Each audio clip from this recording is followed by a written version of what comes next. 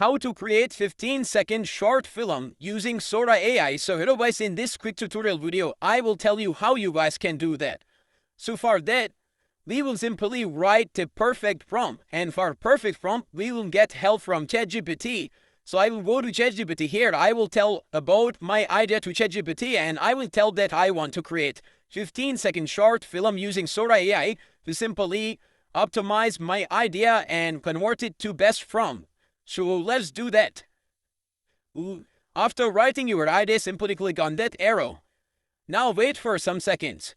Here ChatGPT will simply write perfect prompt, so simply copy that prompt. So I will simply copy that.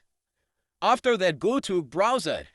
Here search for Sora ChatGPT, and once you open it, you guys can see that type of interface. Click on that plus icon.